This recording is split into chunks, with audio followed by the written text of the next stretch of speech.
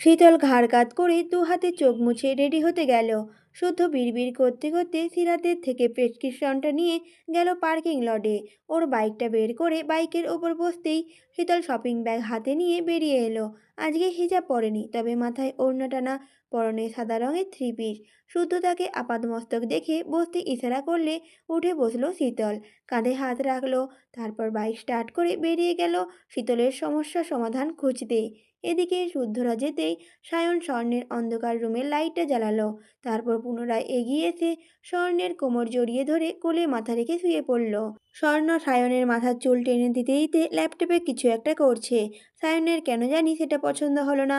সে চট করে চিৎ করে শুয়ে স্বর্ণের মুখটা নিজের দিকে ঘুরিয়ে নিল। মুগ্ধ নয়নে কিছুক্ষণ তাকিয়ে থেকে বলল, বারণ করেছিলে বলেই তো দূরে ছিলাম, হঠাৎ জরুরি তলব কেন? স্বর্ণ বলল, তোমাকে মিস করছিলাম। সায়ন বলল, আমাকে নাকি আমার স্পর্শকে? স্বর্ণ বলল, দুটোকেই। সায়ন বলল, তাহলে বাড়িতে বিয়ের কথা জানাই? স্বর্ণ বলল, আপুর অনুষ্ঠানের পর এমনিতেই আমাদের পালা, তখন জানিও, আর বাধা দেব না। সায়ন কিছুক্ষণ স্বর্ণের মুখের দিকে তাকিয়ে ভ্রুজোড়া কুঁচকে নিল। এরপর কিছু একটা ভেবে বলল, কোন বাচ্চার? স্বর্ণ সায়নের মুখ চেপে ধরে কথা থামিয়ে দিতেই দরজার ওপাশ থেকে সিমিন বন্ধ দরজায় টোকা দিয়ে বলল, স্বর্ণ, এই স্বর্ণ, ঘুমিয়েছিস মা? ছোট মায়ের কথা শুনে সায়ন চট করে উঠে স্বর্ণের ঠোঁট দিয়ে ঠোঁট আঁকড়ে ধরল। মুহূর্তের মাঝে জোকের মতো চুষে নিতে থাকলো স্বর্ণের ঠোঁট। স্বর্ণ শব্দ ছাড়াই নিজেকে ছাড়াতে চাইল। সায়ন যেন আরও জেঁকে ধরল। তার অবাধ্য হাত জোড়া স্বর্ণের কামিজের ফাড়িতে হাত রাখতেই স্বর্ণ তার হাত খামচে ধরল। বাধা পেয়ে সায়ন ঠোঁট ছেড়ে কানে কানে বলল, আমাকে এতদিন কাছে আসতে দিসনি, ঠিক কতটা ছটফট করেছি জানিস? পানিশমেন্ট জমা আছে। স্বর্ণ এই কথা শুনে বলে উঠল, আম্মু এসেছে, কি বলে দেখি, তারপর পানিশমেন্ট যা দেবে মাথা পেতে নেব। সায়ন বলল, প্রমিস? স্বর্ণ বলল, আচ্ছা ঠিক আছে, প্রমিস। একথা শুনে সায়ন স্বর্ণের অন্ধকার ব্যালকনিতে চলে গেল। ঠোঁটে তার ফিচেল হাসি। এদিকে স্বর্ণ ওড়নায় মুখ মুছে খোলা চুল বাঁধতে বাঁধতে দরজা খুলল। তারপর মাকে বলল, ওয়াশরুমে ছিলাম তাই দেরি হলো, এসো রুমে এসো। সিমিন বলল, তোর বাবা তোকে ফোন করেছে, ধরিস না কেন? কি বলে শুনতো মা? প্রতি উত্তরে স্বর্ণ বলে উঠল, ফোন ভাইব্রেশন করা, ওয়াশরুমে থাকায় ভাইব্রেশনও শুনতে পাইনি। আচ্ছা দেখছি। একথা বলে শাহাদত চৌধুরীকে কল দিতেই ডিসপ্লেতে ভেসে উঠল বাবার মুখ। সে সালাম দিল, বিনয়ীভাবে কুশল বিনিময় করল।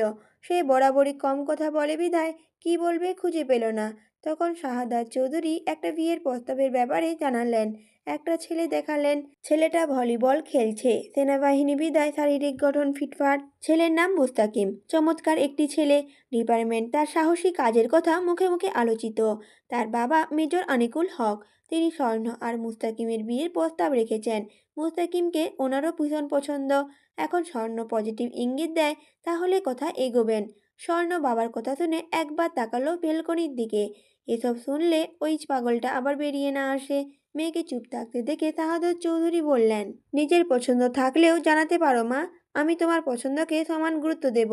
এবার বলো দেখি, আছে নাকি কেউ? স্বর্ণ বাবার মুখের দিকে একবার তাকালো, তারপর সরাসরি বলল, আছে, তবে আমার একটু সময় প্রয়োজন বাবা। কিছু জানাতে হলে সবার আগে আমি তোমাকেই জানাবো, প্রমিস। শাহাদত চৌধুরী নীরবে শুধু হাসলেন, মৃদু মাথা নাড়িয়ে সম্মতি প্রকাশ করলেন। মুস্তাকিমকে ভীষণ পছন্দ বিদায় হাতছাড়া করতেও তিনি নারাজ। তাই বলে উঠলেন, তাহলে শীতল? শীতলের নামটা উঠতেই বুদ্ধিমান স্বর্ণ ওনাকে বলল, শীতল এখনো অনেক ছোট বাবা, হাত পায়ে বড় হলেও বড্ড অবুঝ। আমার মতে এখনই ওকে এসবের মধ্যে জড়ানো ঠিক হবে না, কয়েক বছর যাক, তখন না হয়। এবারও শাহাদত চৌধুরী মেয়ের কথায় সম্মতি জানিয়ে কল কাটলেন। সিমিন মেয়ে ও স্বামীর কথা শুনলেও আগ বাড়িয়ে কোনো মন্তব্যই করেনি, কারণ উনি জানেন স্বর্ণ বুঝদার, যা সিদ্ধান্ত নেবে জেনে বুঝে নেবে। অন্তত আরেকটার মতো লাফাতে লাফাতে গিয়ে শুকনো মাটিতে মুখ থুবড়ে পড়বে না। তারপর উনি নিচে যেতে স্বর্ণ দ্রুত দরজা আটকে ঘুরে দাঁড়াতেই সায়ন তাকে দেয়ালের সাথে চেপে ধরে হিসিয়ে বলল, ছেলেটা কেমন, বিয়ে করবি ওকে? স্বর্ণ সায়নের হাতটা গলা থেকে সরিয়ে নিজেই রাগান্বিত সায়নের গলা জড়িয়ে ধরল। তারপর মুচকি হেসে বলল, আমার শাহরিয়ার সায়ন কি কম, যে অন্য কাউকে বিয়ের কথা ভাবতে হবে আমায়? একথা সায়নের কানে পৌঁছাতেই রাগ গলে জল হয়ে গেল। স্বর্ণকে ঠেলে দেয়ালে ঠেকিয়ে গ্রাবিও নাক ঘষতে ঘষতে বলল, শখের অনুষ্ঠান হওয়ার এক সপ্তাহের মধ্যে তোকে আমার ঘরে তুলব। জান, বিশ্বাস কর, সত্যি অধৈর্য হয়ে গেছি। আজকাল কষ্ট হয় নিজেকে সামলে নিতে। তোকে দেখলেই অবাধ্য মন বলে তোর মাঝে ডুব দিতে। স্বর্ণ হাসলো, তারপর সায়নের কপালে চুল সরিয়ে আচমকা চুমু এঁকে বসলো। এদিকে সায়ন হতভম্ব, সে বিস্ময় নিয়ে তাকিয়ে আছে। এ প্রথম স্বর্ণ নিজে থেকে তাকে চুমু দিল, তাও কপালে। কিন্তু এই মেয়েটা কি জানে, তার কপালে দেওয়া ছোট্ট একটি চুমু তার হৃৎপিণ্ডে পৌঁছে গেছে। কাছে না আসার অভিমানে পূর্ণ উত্তপ্ত বুকটা একেবারে হিমশীতল হয়ে গেছে। আজ চাঁদ রাত, পুরো একটা মাস সিয়াম সাধনার পর আগামীকাল ঈদ উদযাপিত করা হবে সারা দেশে। দেখতে দেখতে চোখের পলকেই যেন কেটে গেল দিনগুলো। প্রতি বছর সারাফাত চৌধুরী সম্পদের হিসাব অনুযায়ী মোটা অঙ্কের অর্থ জাকাত দেন, জামা কাপড় বিতরণ করেন, বস্তির অসহায় মানুষদের সাহায্য করেন, মসজিদে মসজিদে ইফতার করান, মসজিদ তৈরি কিংবা মেরামতের কাজে টাকা দান করেন, এতিম দুস্থ বাচ্চাদের ঈদ রঙিন করতে নানান ব্যবস্থা করে থাকেন। এবছরে বিপদ যেন পিছুই ছাড়ছে না। অনাকাঙ্ক্ষিত বিপদের কারণে এবছরে সেসব কাজ দেরিতে হলেও ভাই এবং দুই ছেলেকে নিয়ে সেটা সম্পূর্ণও করেছেন। ওনার একটা বিশেষ গুণ, উনি দানের কথা কখনোই কাউকে বলেন না। কত দান করলেন, কাকে দিলেন, কেন দিলেন, কিভাবে দিলেন, যা দেন সব নিজের মাঝেই রাখেন। সারাফা, সাওয়ান, শাহাদত, সায়ন, শুদ্ধ, রুবাব, এদের সবার আয়ের কিছু অংশ একত্রে বিরাট অ্যামাউন্ট আসে, তখন দুহাত ভরে দান করা যায়। যদিও ছেলেদেরকে কখনো দিতে বলেননি তিনি, তারাই নিজে থেকেই দিয়ে দেয়। চৌধুরী বাড়ির সেফটির কথা স্মরণে রেখে জামা কাপড় বিতরণের আয়োজন বাড়ির বাইরে করেন। মজার ব্যাপার হলো, ঈদ সম্মুখে এলে বস্তি এলাকার ট্রাক ভর্তি সামগ্রী নিয়ে যাওয়া হয়। ঈদের বাজার ও জামা কাপড় তুলে দেওয়া হয় গরিব মানুষদের মাঝে। দিনভর সেগুলো বিতরণ করা হয়। তারা জানেও না কে দেয়। যারা হাতে তুলে দেয় তাদের জিজ্ঞাসা করলেও জবাব মিলে না, বলে না। জোর করলে বলেন, যারা দেয় তারা দোয়া কুড়াতে দেয়। আপনারা মন থেকে দোয়া করুন, নরম মনে সরল মানুষরা সেটাই করেন। আর প্রতি বছর এভাবে আড়ালে থেকেই সাহায্য করে আসছেন চৌধুরী বাড়ির পুরুষরা, যাদের মাঝে শো অফ করার লেশমাত্র নেই। চাঁদ রাত বিধায় ইফতারে পরপরই হই হুল্লোড় বেঁধেছে চৌধুরী বাড়িতে।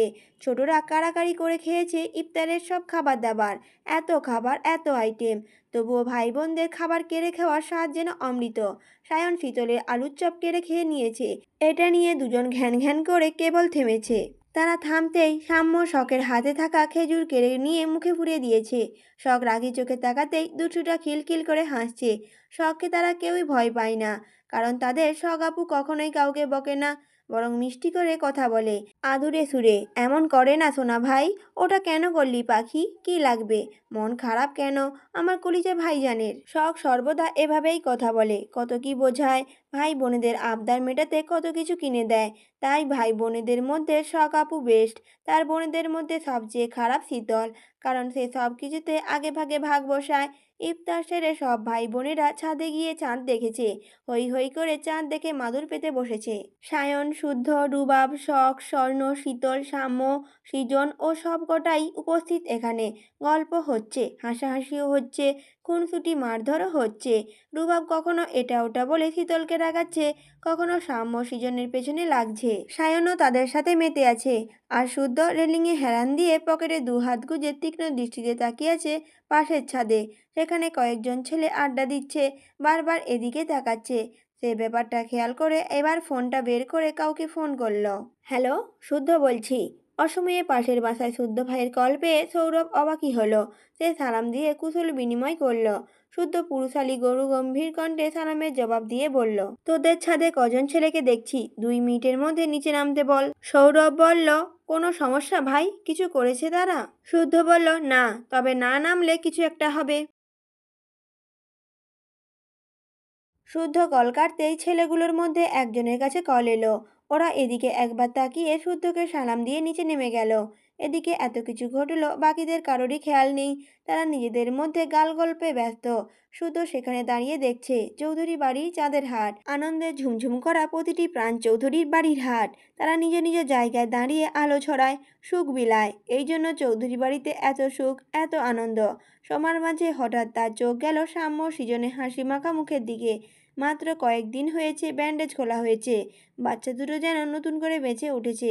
আবারও তাদের মধ্যে ফিরে এসেছে চঞ্চলতা, যদিও আগের তুলনায় খানিকটা সুস্থ বটে, তবে ওষুধ চলবে আরও কিছুদিন। এদিকে কথায় কথায় ভাই বোনেদের মধ্যে সাম্যের ছোটবেলার একটা ঘটনা মনে করল সায়ন। হাসতে হাসতে ঘটনাখানা মুখেও বলল। সেটা স্মরণ করে একযোগে হেসে উঠল সবাই। হাসতে হাসতে গড়াগড়ি খাওয়ার মতো অবস্থা তাদের, কথাও বলতে পারছে না কেউ হাসির চোটে। ঘটনাখানা রুবাব মনে করতে পারল না, কারণ রুবাব ছিল না। তাই সায়ন ঘটনাখানা বলতে লাগলো। একদিন সাম্য ও সৃজন দুই ভাই খেলনা নিয়ে মারামারি লাগিয়েছে। দুজন দুজনকে খামচি দিয়ে রক্তাক্তি অবস্থা। ওদের খামচা খামচি দেখে চুপ করে পেছন থেকে সিরাত এসে দুটোকেই আরেক ঘা বসিয়েছে। মায়ের মার খেয়ে একসাথে চিৎকার করে কাঁদছিল ওরা। শুদ্ধকে ভাই বোনেরা ছোট থেকে একটু বেশিই ভয় পায়, আবদার করে তবে লিমিটের মধ্যে।